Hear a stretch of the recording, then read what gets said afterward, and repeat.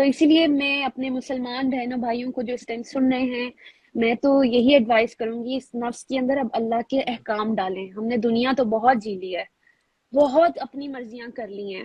ہم تو لا الہ الا اللہ، ہمارا پرائم منسٹر بھی کہتے چلے گئے کہ وہ مطلب تو سمجھ جائیں، تب ہم اپنا بھی کہنا نہیں مانیں گے، ہم صرف اللہ کا کہنا مانیں گے. نجم بھائی آپ یہ لا الہ الا اللہ کو بھی ذرا الیبوریٹ کریں، جیسے مجھے سمجھ آئی ہے. آئی وانٹ اس ٹائم جو لوگ دیکھ رہے ہیں وہ بھی سمجھ سکے کہ ہمارا کلمے کا کیا مطلب ہے. لا کا مطلب ہوتا ہے نہیں، الہ کا مطلب ہوتا ہے معبود، جس کا حکم سنا جائے، جس کی چلتی ہے ہمارے اوپر، جس کی نفس پہ چلتی ہے. کوئی معبود نہیں ہے. اچھا یہ سٹیٹمنٹ اللہ نے دیا ہے ہمیں، یہ سٹیٹمنٹ ہماری نہیں ہے، یہ بعد میں ہماری بنے گی. پہلے تو یہ اللہ کی طرف سے آ رہا ہے کلمہ، یہ ہمارا، ہمیں اس نے یہ کلمہ دیا ہے. ہم بچپن سے کہتے تھے نا پہلا کلمہ طیب، طیب مانے، تو وہ ہمیں اصل میں ہمیں یہ بتایا جا رہا تھا کہ میری زندگی کا جو کلمہ ہے وہ طیب ہے. یہ بتایا جا رہا تھا کہ میرا جو مجھے جو بیج ڈالا جا رہا ہے میرے اندر، وہ ایک طیب بیج ڈالا جا رہا ہے، یہاں سے ایک طیب درخت نکلے گا. سو وہ کلمے کا مطلب یہ ہے، جب ہم بڑے ہوئے ہم نے پوچھا ہی نہیں کہ میں نے کیا پڑھا تھا. وہ دیر آئے درست آئے، اس عمر میں اگر پتہ لگ رہا ہے بہت سارے لوگوں کو تو کوئی بات نہیں، مجھے بھی بہت دیر میں پتہ لگا. تو لا کا مطلب ہوتا ہے نہیں، الہ کا مطلب ہوتا ہے معبود، جو آپ کو حکم دے. الا اللہ، سوائے اللہ کے. تو ایک معبود ہے اور ایک اللہ ہے.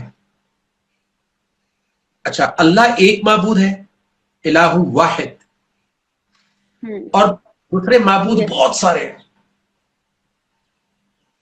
اس میں سب سے بڑا الہ جو قرآن مجید میں ہے وہ خواہش نفس کا ہے. 25 to 43 ارائیت من اتخذ الہہ ہوا، ہے قرآن کھلا ہوا ہے آپ کے سامنے؟ جی میرے پاس ہی رہتا یہ ہے. ضرور اپنی آواز میں آپ پڑھ کے سنائیں سب کو. جی وہ اس نے مجھے بڑا برا ہٹ کیا تھا. میں نے کہا یہ تو ساری زندگی تو میں یہی کرتی ہے. سب سے خطرناک، 25 کی 43 سب سے سنیکی، چھپا ہوا اور پاورفل جو الہ ہے دنیا میں، وہ ہمارے اندر کی جو ڈیزائر ہے، خواہش.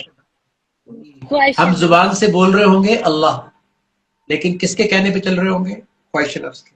ہم زبان سے کہہ رہے ہوں گے جیزس، ہم زبان سے کہہ رہے ہوں گے کرشنا، لیکن اندر سے اپنی اس پہ چل رہے ہوتے ہیں. اس لیے سارے انسان، چاہے وہ ہندو ہو، سکھ ہو، کرسچن ہو، وہ کر ایک ہی چیز رہے ہوتے ہیں، ایک ہی جیسی لائف گزار رہے ہوتے ہیں.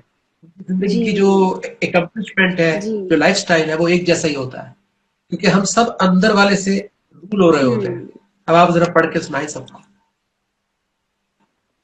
جی میں سب کو کوٹ کر دوں. میں سورہ فرقان 25 کی آیت نمبر 43 پڑھنے جا رہی ہوں. اللہ تعالیٰ اس میں ہم سے یہ کہہ رہے ہیں،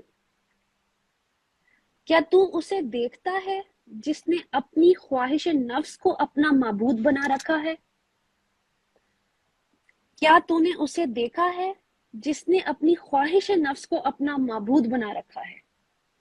تو بھلا اس کا کارساز کیوں کر ہو سکتا ہے؟ تو یہ جو پہلا پورشن ہے کہ کیا تو نے اسے دیکھا ہے جس نے اپنی خواہش نفس کو اپنا معبود بنا رکھا ہے، اپنا الہ بنا رکھا ہے. تو میں نے بھی تو ساری زندگی اپنی ہی چلائی تھی، جو مجھے ٹھیک لگتا تھا، جو ڈیسیژنز لیتی تھی وہ اپنی مرضی کے لیتی تھی. اللہ سے ہم کیسے اپنے ڈیسیژنز لے سکتے؟ قرآن کے تھرو. تو قرآن تو میں نے کبھی ہدایت لی ہی نہیں تھی، یا اس سے کبھی اپنے سوالات کوسچنز کیے ہی نہیں تھے، اس لیے پھر میں اپنی خواہش نفس پہ چلتی رہی. تو اللہ تعالیٰ بھی یہی کہہ رہے ہیں کہ کیا اللہ ہمیں تو پتہ ہے لا الہ الا اللہ، کہ اپنا الہ بھی نہیں ہے ہمارا اب تو صرف ہم انسٹرکشنز فالو کریں گے صرف اللہ کی. تو پھر ہم اپنی انسٹرکشنز کیسے سن رہے ہوتے ہیں؟ کیونکہ ہم خود سے جسٹیفائی کر رہے ہوتے ہیں اپنے آپ کو. ہم نے اللہ بھی اپنی مرضی کا سمجھا ہوا ہوتا ہے یہاں پر. ہم سمجھتے ہیں کہ یار وہ تو مطلب میرے ساتھ ہے. اللہ ہر کسی کے ساتھ نہیں. ان اللہ مع الصابرین، اللہ صبر کرنے والوں کے ساتھ ہے، اللہ احسان کرنے والوں کے ساتھ ہے، اللہ تقوی والوں کے ساتھ ہے، اللہ توابین توبہ کرنے والوں کے ساتھ ہے. اللہ ہر کسی کے ساتھ نہیں ہے. اللہ کھانا پینا ہر کسی کو دیتا ہے، آکسیجن ہر کسی کو دیتا ہے، ہر کسی کے ساتھ نہیں ہے، کیونکہ وہ ساتھ اللہ خود پاک ہے، وہ کسی کو پاک کرتا ہے پھر ساتھ ہوتا ہے. اللہ ناپاک کے ساتھ کیسے ہو سکتا ہے؟ اللہ ناپاک پر رحم کر کے اس کو پاک کر دیتا ہے. یہ میرے ساتھ ہوا ہے، میں نے وٹنس کیا ہے. ہم سب یہی تو کوشش کر رہے ہیں، کیونکہ نفس دیکھیں نا، نفس ایک دن پاک ہم نے کر بھی لیا تو پھر دوبارہ پوری دنیا کی چیزیں خرافات اس کے اندر جائیں گی اگلے دن. اسی لیے ہمیں 365 ڈیز اللہ کی بات نفس کے اندر، نفس کی جو ہے وہ 2-3 جگہوں سے وہ اندر جاتا ہے اللہ کی بات. ایک تو کان سے جاتا ہے نفس کے اندر،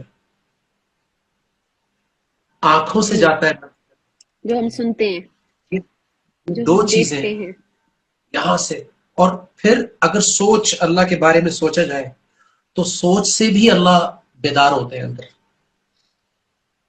اللہ کے بارے میں سوالات آتے ہیں کہ یار، جیسے ہم سب، آپ کے ساتھ بھی یہی ہوگا کہ یار یہ کیا ہو رہا ہے، ایسا کیوں ہے؟ اس کا مطلب ہے سوچ میں بیداری آ رہی ہے. سوچ میں بیداری آتی ہے تو اس کا مطلب یہ ہوا کہ آپ کا سگنل سرچ کر رہا ہے، اللہ کو سرچ کر رہا ہے. اگر وہ اللہ کو سرچ ہی نہیں کر رہا تو پھر اس کو اللہ کا سگنل کیسے ملے گا؟